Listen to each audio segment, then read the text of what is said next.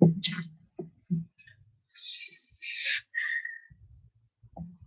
rhythms of life. When people get started in a new endeavor, they almost always overdo it. Of course, I want you to feel excited about setting up a rhythm for success, but you need to find a program that you can absolutely positively do in the long term without renegotiating. I don't want you to think of the rhythms you can do for this week, month, or even the next 90 days. I want you to think about what you can do for the rest of your life. The compound effect, the positive results you want to experience in your life will be the result of smart choices and actions repeated consistently over time. You win when you take the right steps day in and day out, but you set yourself up for failure by doing too much too soon. A friend to the success team who will remain unnamed to protect the guilty decided after seeing a picture I'd posted of him on Twitter that he was going to get in shape. This was a massive shift of lifestyle for him. On the job, he sits for at least a dozen hours a day, and he hates to exercise. Previously, he'd explained that he would find ways of avoiding using certain dishes or accessing files if it required him to squat and bend down to get them. That's how much of an aversion he had to physical activity. Still, he made a resolution to get in shape. He joined a gym, hired a personal trainer, and began working out 2 hours a day, 5 days a week. Richard, let's call him. I said, that's a mistake.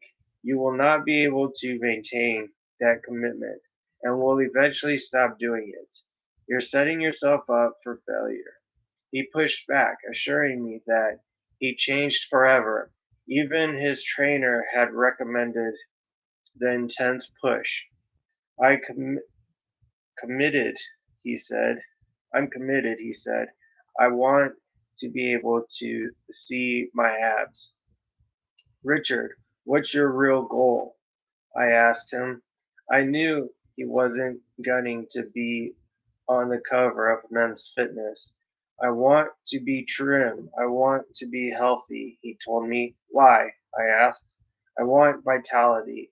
I want to be here long enough to see my kids have kids, he replied. These were his real, meaningful motivations. Richard wanted to be in it for the long haul. That meant he was signing on not for bikini season, but a long term commitment to fitness. Okay, I said, you've convinced me, but you're overdoing it.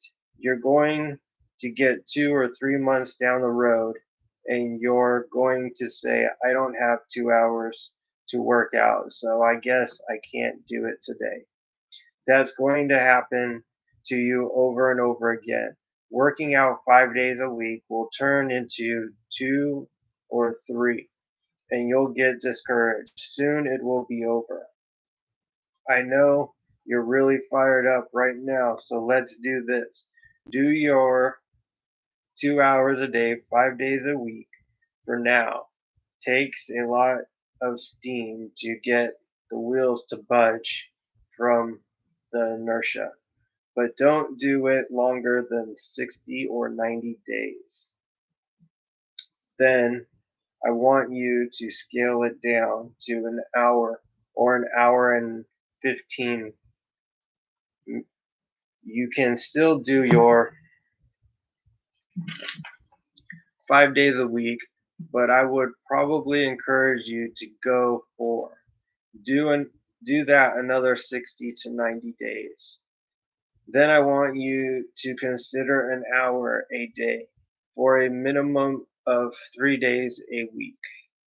or if you're feeling extra spry. That's the program I want you to work toward.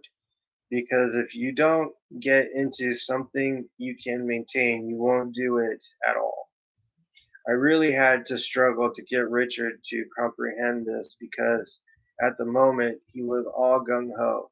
He thought he was going to be able to stick with his new routine for a lifetime. For someone who's never worked out, to start working out 2 hours a day, 5 days a week, is a surefire dead end. You have to build a program that you can do for 50 years, not 5 weeks or 5 months. It's okay if you go strong for a while, but you've got to see light at the end of the tunnel. Here, where you can start scaling it back. You can always find 45 minutes to an hour a few times a week. But to find 2 hours, 5 days a week to make your routine work, that'll never happen. Remember, consistently is a critical component of success. The power of consistency. I've mentioned that if there's one discipline that gives me a competitive advantage, it's my ability to be consistent. Nothing kills Big Mo quicker and with more certainty than the lack of consistency. Even good, passionate, and ambitious people with good intentions can fall short when it comes to consistency, but it's a powerful tool you can use to launch and fight toward your goals. Think of it like this. If you and I flew planes from Los Angeles to Manhattan, but you took off and landed in every state in between, while I flew straight through, even if you went 500 miles per hour in the air and I only travel at a rate of 200 miles per hour, I still beat you by a big margin. The time and energy it takes for you to repeatedly stop and start and get back to momentum make your trip at least 10 times as long. In fact, most likely you wouldn't even make it. You'd run out of fuel, energy, motivation, belief, will at some point. It's far easier and requires a lot less energy to take off once and maintain a regular speed, even if slower than most everyone else, all along the way. The pump well. When you start thinking about slacking off on your routines and rhythms, consider the massive cost of inconsistency. It is not the loss of the single action and tiny results it creates. It is the utter collapse and loss of momentum. Your entire progress will suffer. I think of a hand pump water well, which uses a pipe to draw water up from the water table several feet underground. To get the water to the surface, you have to pump the well's lever to create the suction that brings the water above the ground and out of the spout. See figure 11. Consistency is the key to achieving and maintaining momentum.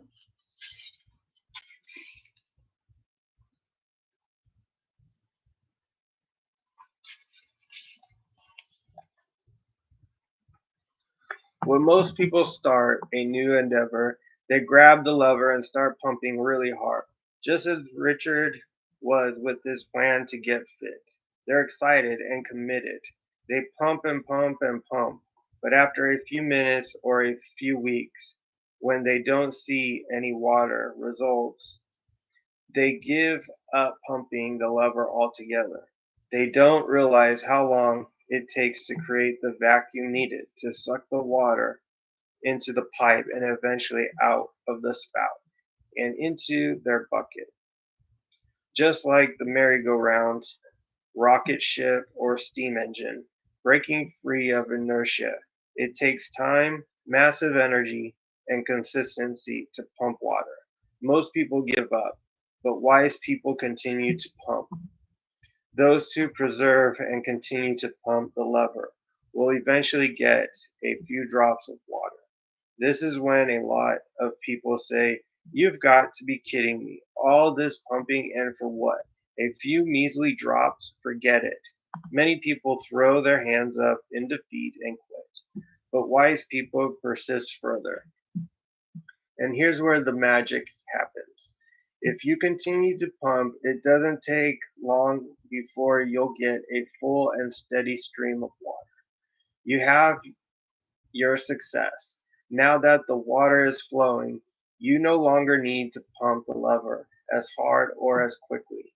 It becomes easy. Actually, all you have to do to keep the pressure steady is just pump the lever consistently. That's the compound effect. Now, what happens if you let go of the lever for too long? The water falls back down into the ground, and you're back at square one. If you try to pump the lever easily and steadily, you won't get any water. Mo is gone. Water is at the bottom. The only way to get it back up is to pump it really hard all over again. That's how most of us lead our lives. In fits and starts. We get a new business venture going and then cut out on vacation. We start up a routine of making 10 prospecting calls a day, strike a little gold, and then shift into neutral. We get hopped up about our new date night routine with our spouse, but in a few weeks it's back to Netflix and microwave popcorn on the couch Friday nights. I see people buy a new book, sign up for a new program or seminar, and go like crazy for a couple of weeks or months. Then they stop and end up right back where they started. Sound familiar? Miss only a couple weeks of anything. Workouts at the gym, affectionate gestures toward your spouse, or the phone calls that are part of your prospecting routine. And you don't just lose the results those weeks would have produced. If that's all you lost, which is what most people assume, not much damage would be done. But by slacking off for even a short time, you kill the mo. It's dead, and that's a tragedy. Winning the race is all about pace. Be the tortoise, the person who, given enough time, will beat virtually anybody in any competition as the result of positive habits and behaviors applied consistently. That'll put the mojo in your momentum and keep it there. Making the right choice, holding to right behaviors, practicing perfect habits, staying consistent, and keeping your momentum is easier said than done, especially in the dynamic, consistently changing, and always challenging world we share with billions of other people. In the next chapter, I will discuss the many influences that most unknowingly can help or hinder your ability to succeed. These influences are pervasive, persuasive, and constant. Learn how to use them to your might to or you might end up losing because of them. Let me show you how. Put the compound effect to work for you. Summary action steps. Build your bookend morning and evening routine. Design a predictable and fail-safe world-class routine schedule for your life. List 3 areas of life in which you are not consistent enough. What has this inconsistency cost you in life thus far? Make a declaration to stay steadfast in your new commitment to consistency. On your rhythm register, write down a half dozen key behaviors relevant to your new goals. These should be behaviors you want to establish a rhythm with and eventually create momentum.